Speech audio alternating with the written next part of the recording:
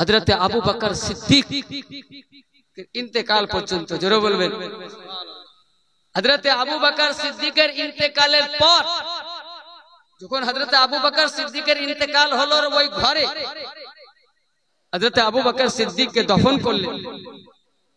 তারপরে আম্মা জান আয়েশা আর রাত্রি বেলা ওখানে ঘুমাতেন না, দিনে যেতেন। জোরে বলুন, দিনে যেতেন।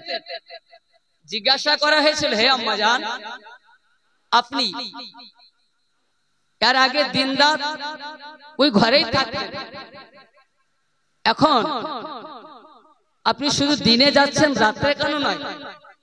আম্মা জান আয়েশা, হযরতে আয়েশা সিদ্দিকা বলছেন, আরে পাগল, বাপের সামনে স্বামীর সঙ্গে গল্প করা যায়, বাপের সামনে স্বামীর সঙ্গে ঘুমানো যায় না। যেটা বলবেন, ঘুমানো যায় না, এক বিছানায় থাকা যায় না।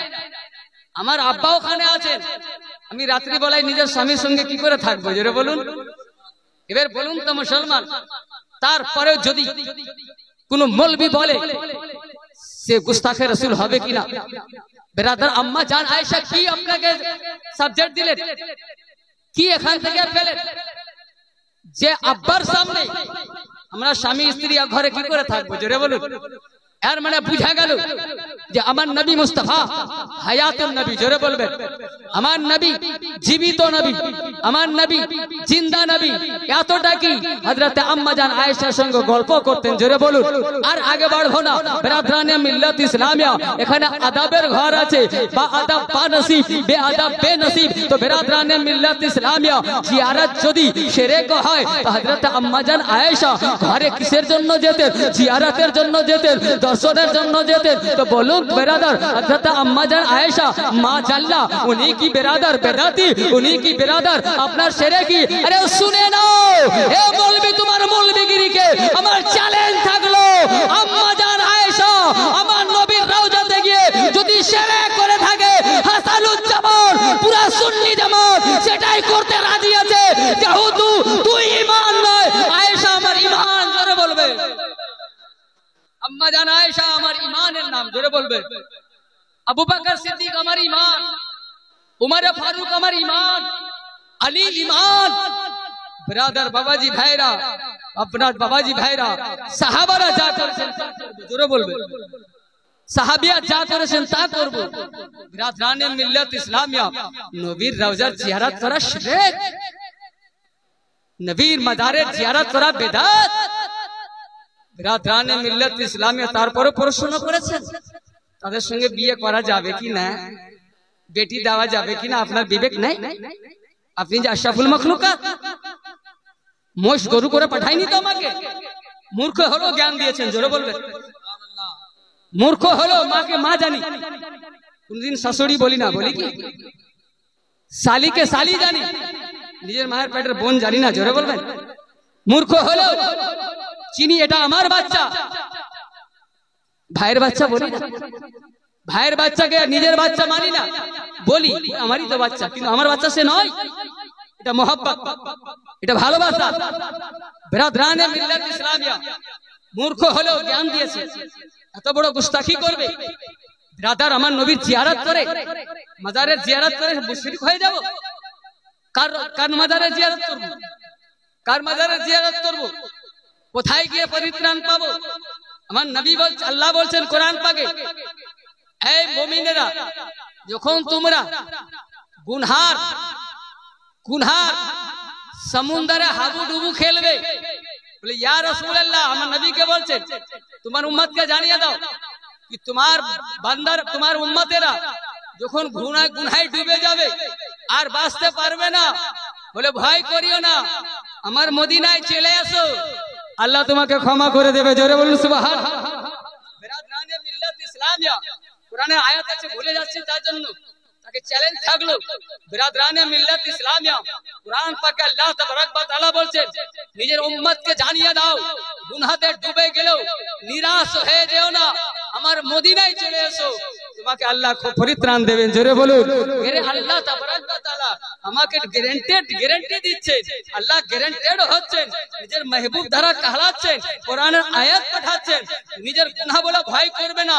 গুনাহ হয়ে গিয়েছে, তোমার জন্য রহিম ও রহমানও বসে আছেন। জোরে বলুন, তুমি যদি মেনে নিতে পারো আমি গুনাহ করেছি আর করব না, তুমি যদি মেনে নিতে পারো আমার দ্বারা গুনাহ হয়ে গিয়েছে, তো ভয় করিও না, এটাই নিয়ত করো আর জীবনে করব না। যা হয়েছে বিরাদার আর করব না। হে মওলা আমাকে ক্ষমা করো। আমার নবী মুস্তাফা বলেন অন্য কোন জায়গায় যেতে হবে না, আমার মদিনায় এসে তওবা করে নাও, আমার মদিনাতে এসে আল্লাহ দরবারে দোয়া করে নাও। কেননা আমার রওজা যখন সামনে হবে, আমার মাজার যখন সামনে হবে, আল্লাহ তাবারক ওয়া তাআলা তোমার গুনাহের দিকে দেখবে না, আমার দয়ার দিকে দেখবে, আমার রহমতের দিকে দেখবে, আমার চেহারার দিকে দেখবে, আমার নিসবতের দিকে দেখে আল্লাহ তোমাকে ক্ষমা করে দেবে।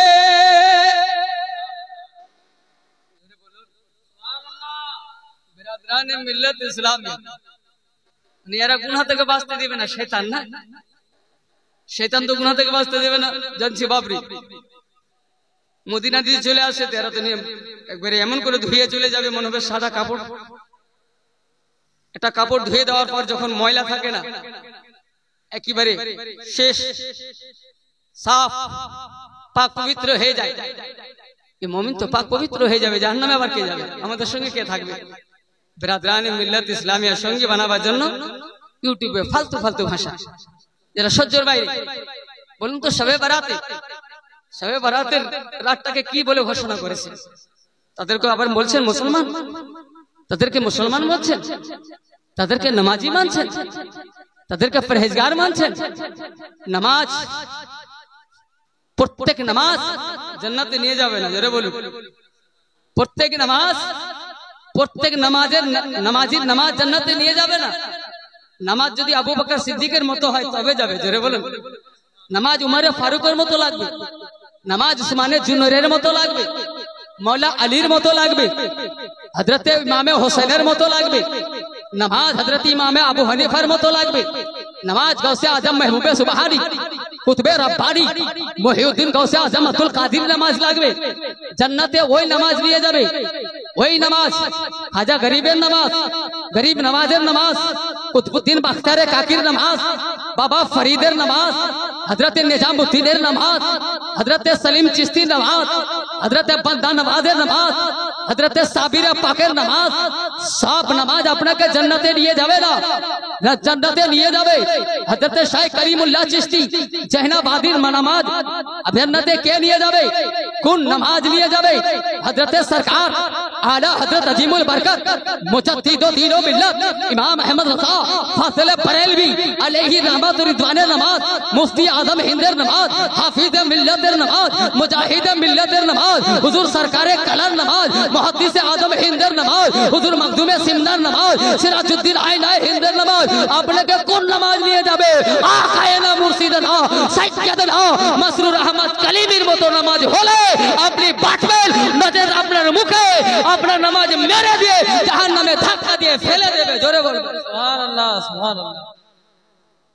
বিরাদরানে মিল্লাত ইসলামিয়া প্রত্যেক নামাজ, কেন না আবু বকর সিদ্দিকের নামাজের আগে ইশকে মুস্তাফা ছিল। জোরে বলুন সুবহানাল্লাহ। উমরে ফারুকের নামাজের মধ্যে ইশকে মুস্তাফা ছিল। ওনারা আগে ইশকে মুস্তাফা দিয়ে চারিদিককে ঘেরেছেন, মধ্যখানে সাজদা করেছেন। জোরে বলবেন। সাহাবায়ে কেরাম আগে ইশকে মুস্তাফা দিয়ে নিজের লিবাস বানিয়েছেন, নিজেকে পবিত্র করেছেন। বিরাদরানে মিল্লাত ইসলামিয়া এখন লাগছে কানে বাপ, এখন কি লাগছে?